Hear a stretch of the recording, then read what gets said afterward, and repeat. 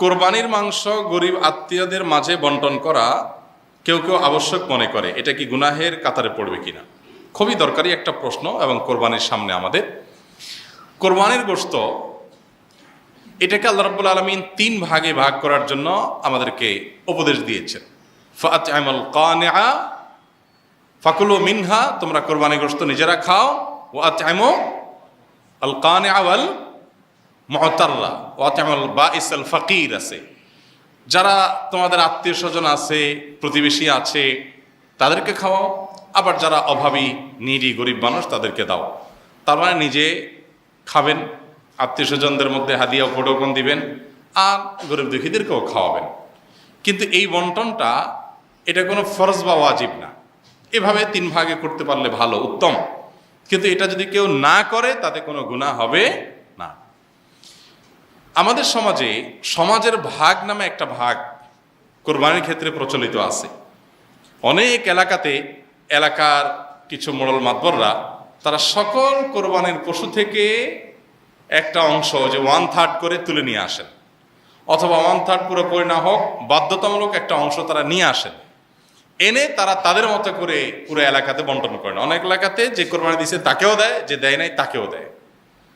এখন এই সমাজের ভাগ নামে যে ভাগটা বাধ্যতামূলকভাবে কালেকশন করা হয়, সেটা কোনো অবস্থাতে জায়েজ না। যদি বাধ্যতামূলকভাবে করা হয়, যদি জোরপূর্বক করা হয়।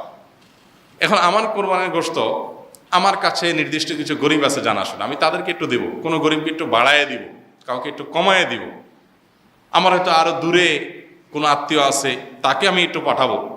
এখন আপনি এসে সমাজের ভাগ নিয়ে আপনার মতো আপনি বন্টন করতেছেন। আপনি আমার থেকে নিয়ে আপনার মন মতো এভাবে বন্টন করবেন, এবং সেটার জন্য সামাজিকভাবে এক ধরনের বাইন্ডিংস তৈরি করে দিবেন। এটা হলো জোরপূর্বক চাঁদাবাজির মতো। আমাকে আল্লাহ রাব্বুল আলামিন আমার সম্পদ দান করতে বলছেন, আমি সম্পদ দান করব, দান করলে আমি সওয়াব পাবো। আল্লাহ আমাকে উৎসাহিত করেছেন। এখন সমাজ থেকে যদি আমার কাছ থেকে বাধ্যতামূলক দানের টাকা নিয়ে যাওয়া হয়, নিয়ে তাদের মতো তারা গরিব মানুষকে দেওয়া হয়, ব্যাপারটা কেমন হবে? তো কোরবানির গোশতের ক্ষেত্রে অনেকটা এই পর্যায়ের অনেক এলাকাতে হয়। আমাকে অনেক ভাই বলেছেন, এবং বিভিন্ন এলাকার ব্যাপারে আমরা খোঁজখবর নিয়েছি, যে এরকম কিছু মানুষ তাদের মোড়লগিরি মাতবরি করার জন্য এটা একটা উপায় বাইর করছে। যে পরের ধানে পোদ্দারি একটা কথা আছে না, পরের ধনে পোদ্দারি। তো অন্যদের কাছ থেকে গোশত কালেকশন করে এনে উনি এবার এই প্যাকেট দিচ্ছে, ওখানে প্যাকেট দিচ্ছে, ইমাম সাহেবকে দিচ্ছে, মজেন সাহেবকে দিচ্ছে, উনি এখন মোড়ল হয়ে গেছে। এই পরের ধনে পোদ্দারিগিরি করতে গিয়ে দেখা যায় যে আমি আমার কোরবানি গোশত খুশি মনে আপনাকে দিব না, কিন্তু আপনি জোর করে নিয়ে যাচ্ছেন। সিস্টেম দিতে হবে, উপায় নেই। জোর করা বলতে কি টানাটানি করা লাগে না, সিস্টেমটাই এমন করা হয়েছে যেটা না দিয়ে কোনো উপায় নেই। এরকম করা জায়েজ নেই। লা ইয়াহিল্লু মাল ইমরিইন মুসলিমিন ইল্লা বিতিবি নাফসি, হাদিসে আসছে কোনো মুসলমানের সম্পদ তার মনের সন্তোষ ছাড়া জায়েজ নেই। এক্ষেত্রে সমাজের ভাগ দিতে গিয়ে যদি কারোর মনের ভিতরে উসফুস থাকে, কেউ হয়তো নিজে একটু বেশি করে রেখে খাবে, তো সে রাইট তো আছে, শরীর তো তাকে বাধ্য করে না, কিন্তু আপনি তো তার কাছ থেকে জোর করে উঠে নিয়ে আসছেন। তো এরকমটি করা জায়েজ হবে না। হ্যাঁ, যদি একটা গরুতে কয়েকজন অংশগ্রহণ করলেন, অথবা একটা ছোট্ট সমাজের কয়েকজন সম্পূর্ণ উইলিংলি তারা নিজেরা খুশি হয়ে দিয়ে কোনো একজনকে দায়িত্ব দেন যে তুমি সবাইকে সমান করে বন্টন করে দাও, বা গরিবরা সব ঘরে ঘরে যায়, তার চাইতে একটা জায়গা রেখে তুমি দিয়ে দাও, সবাই উইলিংলি করেছেন, সেটা অবশ্যই জায়েজ হতে হবে। কিন্তু ওই যেটা বললাম, গ্রামে যেটা হয় বা বিভিন্ন এলাকায় যেটা হয়, যে সমাজের নেতারা একসাথে বাইর হয় কয়েকজন মিলে গোশত কালেকশন করার জন্য, দিবানা মানে না দিলে তো সমাজে টিকতে পারবে না, তখন নিরুপায় হয়ে মানুষ দেয়। এরকম চাঁদাবাজি করা জায়েজ নয়। উদ্দেশ্য ভালো হলেও যেহেতু মানুষের অসন্তোষের একটা ভয় থাকে, শঙ্কা থাকে, সেজন্য এটা কি হবে না, জায়েজ হবে না। হারাম ও নাজায়েজের মধ্যকার পার্থক্য কি, যদি একটু বিস্তারিত বলতেন। হারাম এবং নাজায়েজ এই দুটি পরিভাষা সম্পর্কে আমাদের আসলে জানা খুবই দরকার। হারাম বলতে বোঝানো হয় যা ইসলামী শরিয়ায় কঠোরভাবে নিষিদ্ধ। কোরআন এবং হাদিসে যে কাজ করলে কবিরা গুনাহ হবে এবং শাস্তিযোগ্য অপরাধ, যেটার কারণে দুনিয়াতে কোনো দণ্ড আরোপ করা আছে ইসলামী শরিয়া অনুযায়ী, অথবা আখিরাতে কোনো শাস্তির কথা বলা আছে, সেরকম কোনো গুনাহ বা সেরকম কোনো অপরাধ করলে সেটাকে বলা হয় হারাম, সে কাজটাকে বলা হয় হারাম। আর নাজায়েজ এটা মূলত উর্দু, ফার্সি এরকম শব্দ বলা যেতে পারে। এটা হিন্দি উর্দুতে নাজায়েজ মানে হলো যা জায়েজ নয়, এটা আরবি শব্দ না, হারামটা আরবি শব্দ। তো নাজায়েজ শব্দের অর্থ হলো জায়েজ না, আর জায়েজ শব্দের অর্থ হলো সঠিক। নাজায়েজ মানে যা সঠিক না, তার মানে যা ভুল। তাহলে আমরা হারাম এবং নাজায়েজের মধ্যে দেখি পার্থক্য হলো, নাজায়েজ এটা অনেক ব্যাপক কথা। নাজায়েজ মানে যেটা ভুল। এখন ভুল তো ছোট ভুল হতে পারে, বড় ভুল হতে পারে। হারামটাও নাজায়েজ, মাকরুটাও নাজায়েজ, কবিরা গুনাহটাও নাজায়েজ, সগীরা গুনাহটাও নাজায়েজ। কিন্তু হারাম এটা নির্দিষ্ট পরিভাষা। হারাম হলো নিষিদ্ধ কাজের মধ্যে, নিষিদ্ধ বিষয়গুলোর মধ্যে সর্বোচ্চ স্তরের নিষিদ্ধ যেটা, সেটা হলো কি? হারাম। তাহলে আমরা প্রায় সময় আমাদের এই সাবকন্টিনেন্টে, পাক ভারত উপমহাদেশে নাজায়েজ একটা শব্দ প্রায় শুনি, যে এটা জায়েজ আর এটা নাজায়েজ। তাহলে এই সম্পর্কে আমরা জানলাম যে জায়েজ মানে যেটা সঠিক, আর নাজায়েজ মানে যেটা ভুল, যেটা বেঠিক। তাহলে হারামের সাথে নাজায়েজের পার্থক্য কি? না দুটো এক? উত্তর হলো দুটো এক না। হারাম এটা সুনির্দিষ্ট পরিভাষা।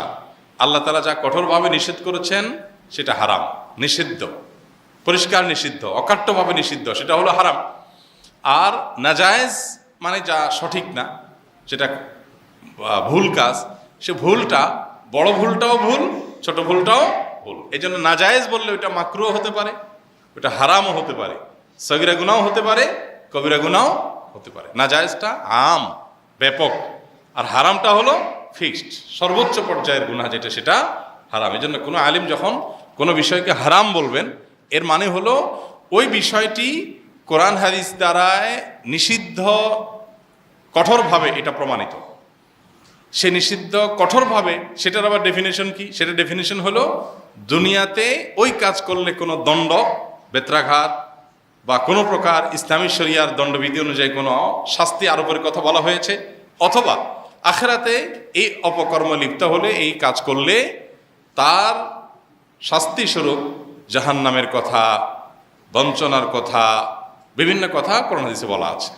তো দুনিয়া বা আখিরাতে কোনো ওয়াইদ, কোনো সতর্ক বাণী যদি থাকে কোনো অপরাধ কর্মের পাশাপাশি, তাহলে সেক্ষেত্রে সেটা হারাম হয়। সাধারণত হারামের আরও অনেক সংজ্ঞা আছে, এটা একটা প্রসিদ্ধ সংজ্ঞা। তাহলে হারামটা হলো সর্বোচ্চ পর্যায়ে নিষেধাজ্ঞা। কোনো ওলামা একরাম যখন হারাম বলবেন তখন বুঝতে হবে এ ব্যাপারে কোরআন হাদিসে কঠোর বাণী, কঠোর নিষেধাজ্ঞা আছে, বিধায় এটার ধারে কাছেও যাওয়া যাবে না। তাহলে নাজায়েজ যেটা, সেটার ধারে কাছে যাওয়া যাবে? নাজায়েজটাও নিষিদ্ধ, কিন্তু ওখানে নিষিদ্ধ বিভিন্ন রকমের নিষেধাজ্ঞাই হতে পারে। কোনোটা নাজায়েজ বললে সেটা কোন লেভেলের নাজায়েজ বা কোন লেভেলের নিষিদ্ধ, সেটা আবার আলাদা করে বের করতে হবে। সেটা মাকরু পর্যায়েরও হতে পারে, হারাম পর্যায়েরও হতে পারে। বাংলাদেশ থেকে ওমরা হজের উদ্দেশ্যে কিছু পরিচিত মহিলা, এর সাথে যাওয়া যাবে কিনা? উল্লেখ্য, এখানে আপন ছেলে রয়েছে, শুধুমাত্র বিমান যাত্রাটুকু মাহরাম ছাড়া করা যাবে কিনা? যাবে না ভাই। লা তুসাফিল মারআতু ইল্লা মাআ জি মাহরামিন, কোনো মহিলা মাহরাম ছাড়া সফর করতে পারবে না। সফরে অবশ্যই কি লাগবে? পুরুষ মাহরাম লাগবে। এখন মাহরাম পুরুষ ছাড়া শুধু বিমান যাত্রাটুকু করলেন, তাহলে ওইটুকু আপনার হারাম হবে। আবার মক্কায় আপনার ছেলে যুক্ত দিছে, তাহলে ওইটুকু আর হারাম হবে না। তাহলে সফরের এক অংশ হারাম হলো, বাকি অংশ হালাল হলো। ব্যাপারটা এরকম হলো। অনেকেই এরকম করেন যে মহিলা এদেশে আছেন, স্বামী সৌদি আরব আছেন, তো অন্যদের সাথে বিমানে চলে যাচ্ছেন, সৌদি আরবের স্বামী এসে তাকে রিসিভ করছেন, তাহলে সৌদি আরবের যে সময়টুকু কাটাইলেন স্বামীর সাথে, ওইটুকু আপনার হালাল, ওমরা তওয়াফ সব হালালভাবে করলেন। বাট এই বিমান যাত্রাটুকু আপনার কি হয়ে গেল? হারাম হলো। এই জন্য ইবাদতের ক্ষেত্রে আমি গুনাহ করে ইবাদত করবো, এটা কেমন কথা? অতএব এরকমটি করা উচিত না। মনের জেদ, খেদ অথবা আবেগ মিটানো, এটার নাম শরীয়ত না। আমার মনে চাইলো একটু ওমরা করে মনের ঝাল মিটাইলাম বা মনের আবেগ মিটাইলাম, আবেগ মিটানোর নাম শরীয়ত না। শরীয়ত হলো কোরআন হাদিস যা বলেছে এটা আনুগত্য করার নাম কি? শরীয়ত। মিনায় হাজী সাহেবরা 8 তারিখে যায় বসেন তাঁবুতে।